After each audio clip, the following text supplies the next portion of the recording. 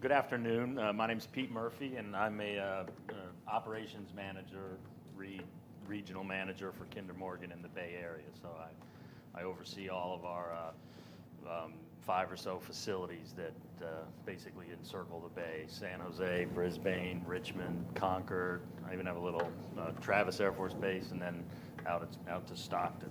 So.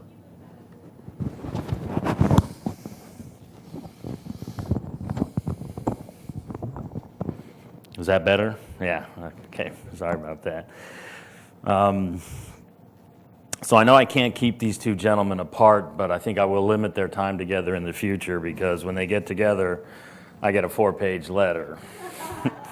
So, but to my PowerPoint, we planned this earlier, and also at the workshops, I left all the graphics and pictures to them, because I just had a sheer amount of information to cover and questions. So, and I'm the same one here. You're not going to see any pictures. You've already seen the county and the maps and everything.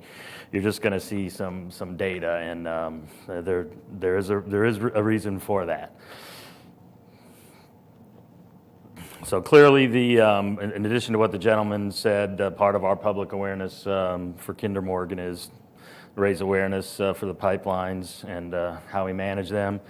And then for these workshops to address the questions that Alamo had, which were significant, in-depth, and more focused than we normally see. So next slide here, just want to, it's public awareness, kind of wanted to demonstrate that, one, we comply with and follow the laws that govern our industry. And so I took right out of the federal regulation. Y'all, every time you see 49 CFR, whatever, you know what you're looking at. So this is what, it's part of the game. Part of my job as a regional manager, this is one part of it. I do right-of-way protection, facility management, personnel management. So I'm not a full-time PR professional, as you can clearly see. But so this is just some of the things taken straight out of the Code of Federal Regulations, and just to kind of show you. What I've noticed in a lot of these over the years is some of the questions I get indicates that some people think we just do what we want, kind of in a vacuum, and there's no rhyme or reason to what we do, and it is spelled out point by point how we address integrity issues, how we address public awareness issues. So I always try to kind of combat that, because I feel it's it's not right, it's incorrect. We have a large body of laws from just about every level of government, from local all the way up to federal, that we follow, and religiously so. So this is just a few more, and I'd like to, some of the things we definitely do that don't, maybe aren't printed, but like the 100% response to odor and stain complaints with a follow-up call to the initiator. We do that, it smells like natural gas, or it smells like methane, or it smells like rotten eggs, and we will go out and we will identify the area that the caller talked about, and if we have the number, and we always try to get the number, we will close the loop and call back the citizen who called us in, and not just okay, we'll look at it, and then they never hear from us again. And some people are very happy with that. Other people refuse to give us their phone number. So it's kind of strange, but we do take that information, document it, and send it to a public awareness database that we maintain for inspection by government agencies. So, because we have to have a public awareness program, and we have to prove, its efficacy and how many people we reach. So, on the Alamo one specific, that struck me was the, like I said earlier, 4 pages of questions. Clearly, they have some knowledge, and they're speaking the industry lingo. And so a lot of times myself and my my managers and my colleagues, we're all well versed in giving public awareness presentations. Usually it's going to a group of first responders, fire departments, police, SWAT teams maybe, Caltrans, the railroad, and we talk about basic things, here's what a sign looks like, here's what happens when you see a hissing and roaring, or you hear a hissing sound and you're walking down the trail. And so we take care of all that, and especially remind the responders that anytime you come near railroad tracks, there's going to be other utilities there besides a railroad track. And whether it's telecoms, natural gas, sewer lines, water lines, it's a plot of land that doesn't have anything else on it, so other companies use it. And they all do seem to appreciate that. They just kind of keep things in their mind when they roll up on a scene. So, one thing that was funny was Roger specifically didn't want a well-groomed, well-dressed, polished speaker, and he certainly didn't get one, so he got me. Like, I don't want any Philadelphia lawyers coming from corporate, so. But was certainly happy to do it, and we all work well together in the process.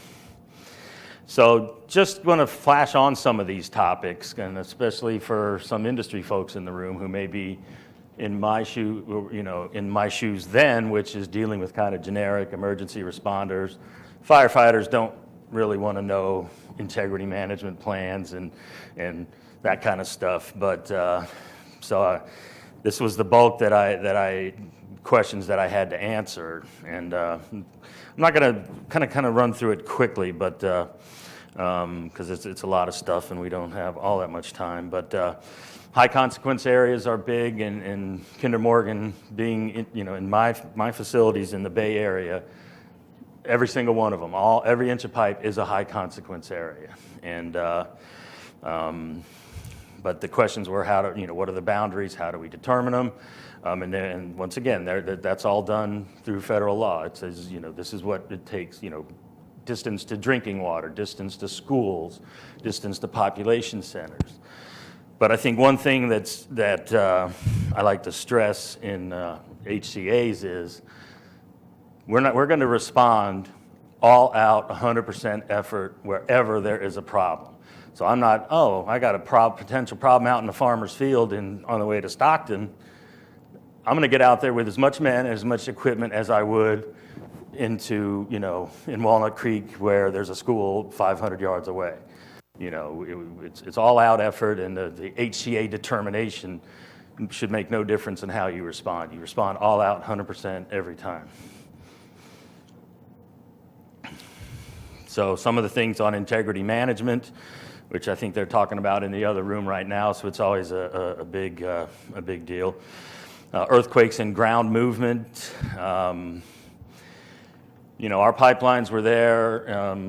We have the pipeline runs down the 680 corridor, Iron Horse corridor. We have pipelines that run from Richmond to Oakland, then across the bay, which is where the Loma Prieta earthquake was heavily impactful, and no problems no damage to the pipeline. So pipelines have a certain amount of resiliency and tensile strength and some flexibility.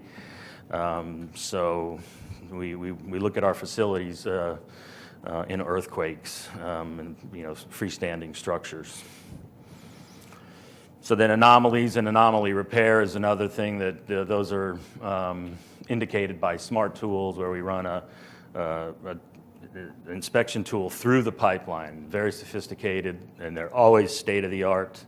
And we're looking for dings, dents, and deformations. So it's a big part of our inspecting the pipeline and ensuring that it's weathering its existence underground.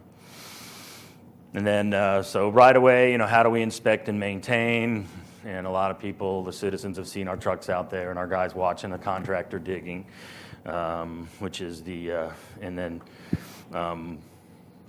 Roger mentioned the big tree. I mean, it was on our right of way, but it was not our property. We just have an easement through there.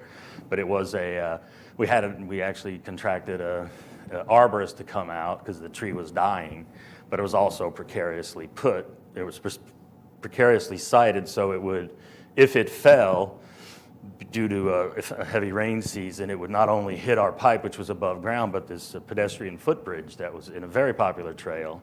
I even ride my bike on that trail in my off time. So we did that, and we were graciously allowed to plant 18 more trees throughout the county in order to take that one down, which we were happy to do. And a big question that came up after San Bruno was the valve spacing issues, and this issue of shut-off valves, but there is a significant difference between liquid pipelines and natural gas, and I'm not an expert on natural gas by any means, but they use compressors and they're pushing gas. We use pumps that push liquid. When we turn a pump off, the pressure immediately goes down. In some cases with natural gas, if you turn the compressor off, the gas may still expand. And then you come into more issues with spacing of valves and automatic shutoffs and that.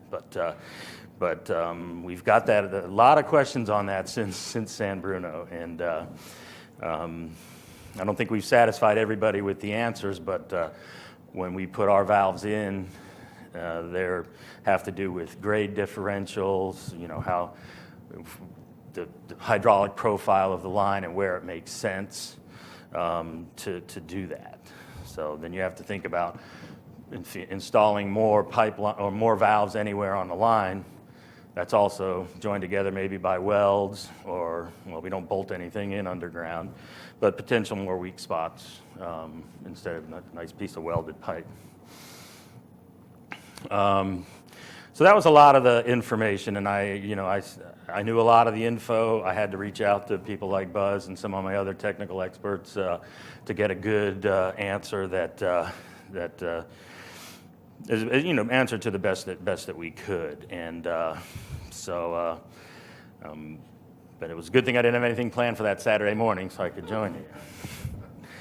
So key lessons that I that struck me. It was a very well organized event, and the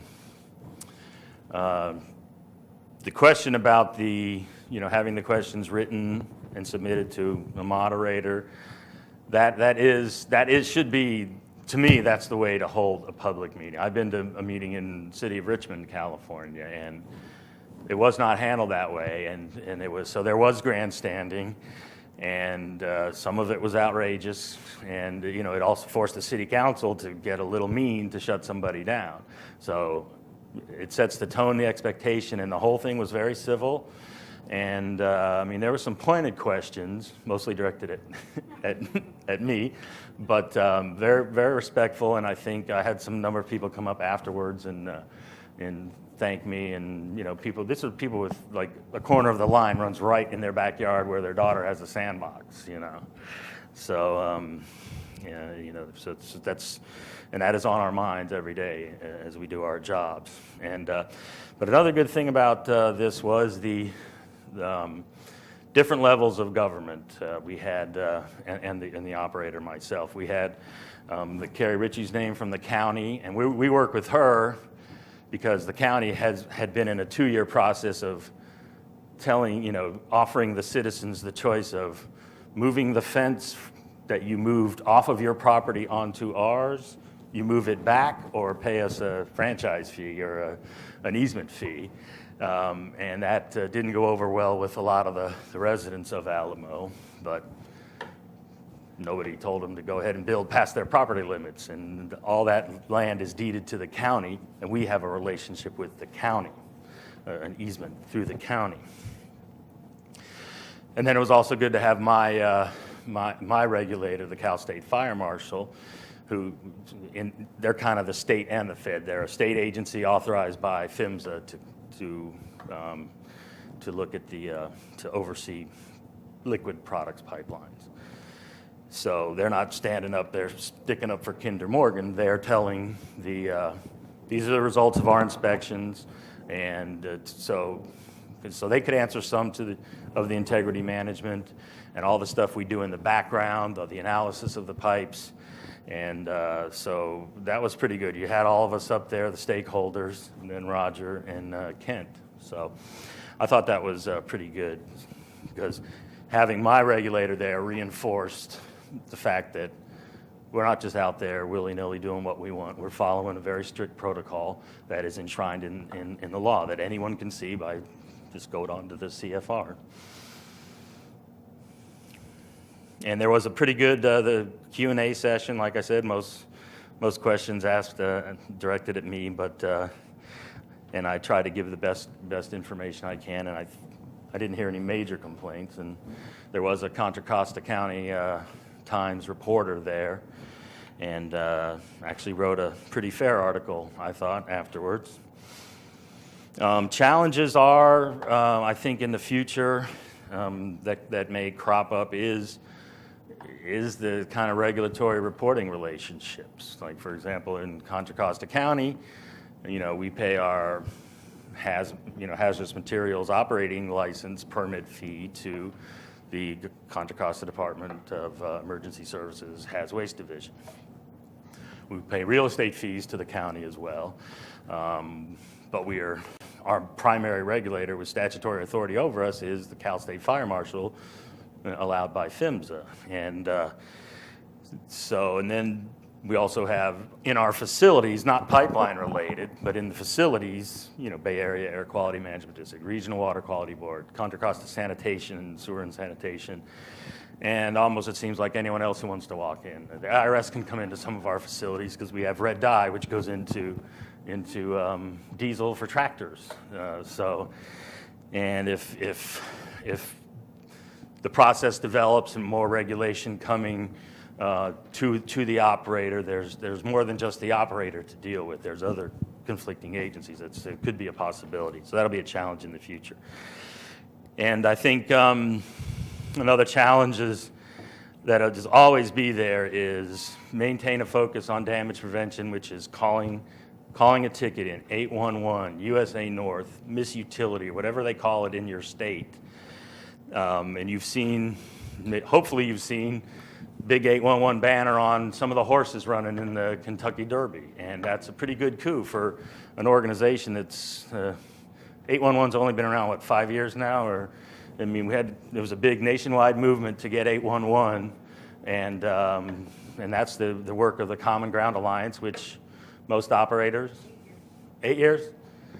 Okay, because I was on the California Regional CGA when we were talking about that, and I've worked with Senator Torlakson and through that group to write the new California regs that mirror some of the federal regs.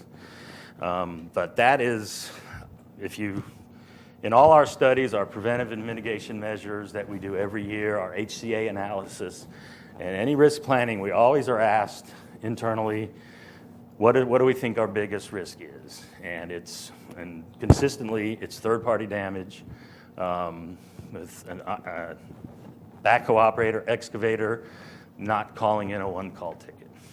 And so we always want to maintain focus on that and take care of that as much as we can. So the opportunities, kind of mirroring what these gentlemen said, improve relationships. In the last 4 weeks, I've been at a drill in Portland, Oregon, with a bunch of regulators, and a drill up in Yuba City for our Rockland facility, Yuba City, California. And we always do a hot wash at the end, where we do a Delta lessons learned, good, what do we do well, what do we need to work on? And it always consistency, like somebody else said earlier. I want to come into an incident and see a face that I know if I'm a regulator and that I trust. And so we try to build those relationships with our regulators. And through the drills is mostly when that happens. We have several of them a year, and just demonstrating that we know how to respond. We know what we're doing. We follow the NIMS and the ICS command system, which all governmental agencies follow. So we want to give that right away, that confidence that we know what we're doing, and we're gonna do this thing the right way. And so the opportunity for this thing was, to show that we're not doing this in a vacuum and we're following a codified set of rules and statutes. And that's it. So thank you very much.